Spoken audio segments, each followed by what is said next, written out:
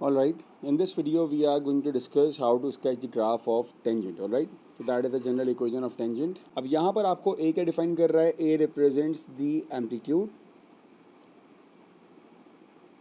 B basically B कुछ represent नहीं करता, B आपको help करता है, helps to find period,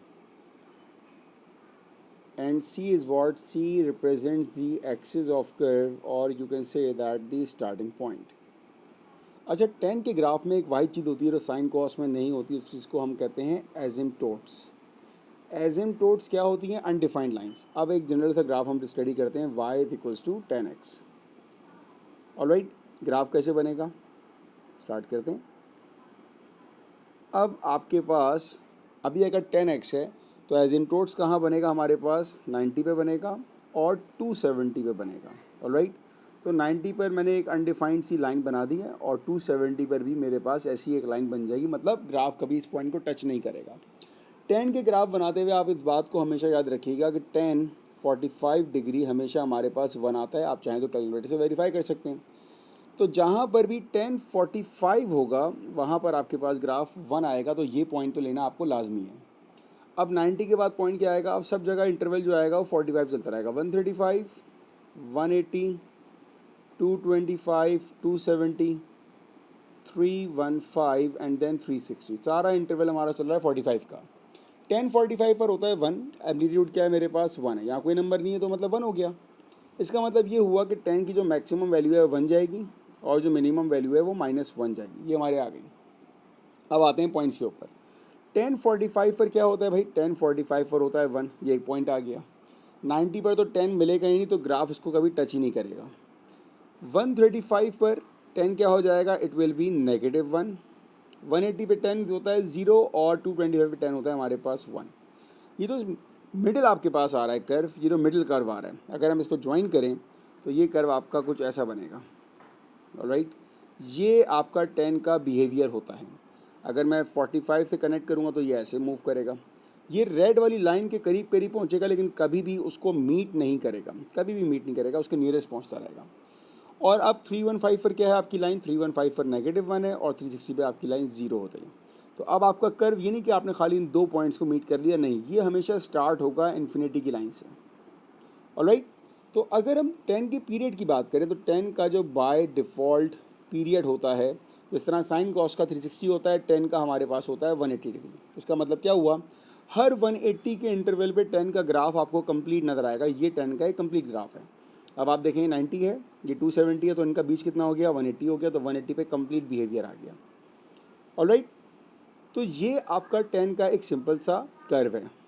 alright, तो ये एक एग्जाम्पल क्वेश्चन है, दैट इज़ जून 2018 पेपर 1-2 का सवाल है। ये आपने कंस्ट्रक्ट करना है 1 + 10 3x को, और आपकी इंटरवल है 0 से लेकर 180। ये पूरा आपके पास एक रफली स्केच जो है ये गिवन था, ठीक है। अब इस सवाल को सबसे आसान तरीका क्या है करने का?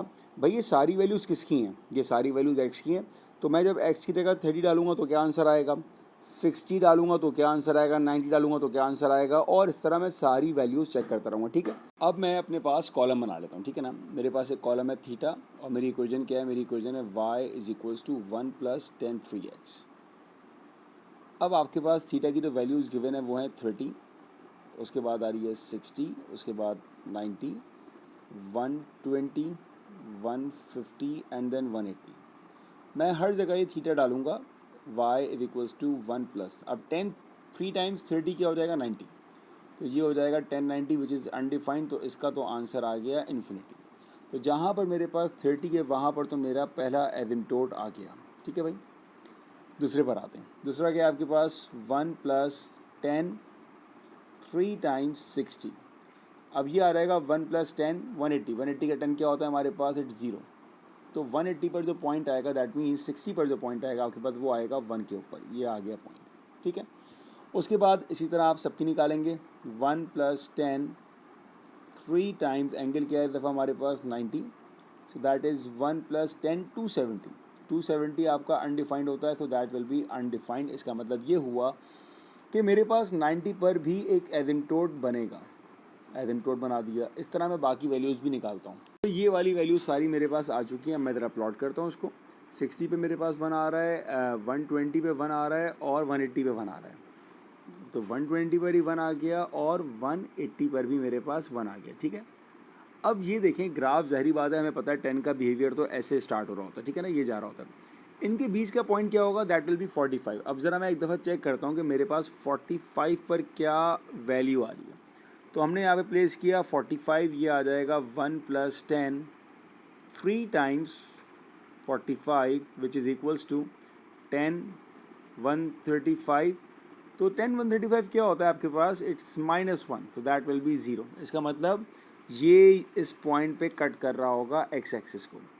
इसी तरह अगर मैं देखूँ 60 और 90, इसका मिड पॉइंट क्या होगा, दैट विल बी 75। तो अब हम ये देखते हैं कि हमारे पास 75 पर क्या वैल्यू आ रही है, दैट वैल्यू इज़ 2। तो ये मेरे पास आ गई सारी वैल्यूज़। और अब मेरा ग्राफ जो बीच में पास हो रहा होगा वो ऐसा जा रहा होगा। ऑलराइट, ये ग्राफ मेरा जा रहा होगा। 10 स्टार्ट कहाँ से होगा, 1 से होगा। तो स्टार्टिंग पॉइंट क्या आएगा इसका, स्टार्टिंग पॉइंट ऐसे चलेगा। ऑलराइट, इसी तरह हमारे पास जो बीच की वैल्यूज़ होंगी ना यहाँ पर, वहाँ पर भी ग्राफ आपका ऐसे ही बन रहा होगा और ये आके यहाँ पर एक्सिस पे मीट कर रहा होगा। ये आपका स्केच हो गया।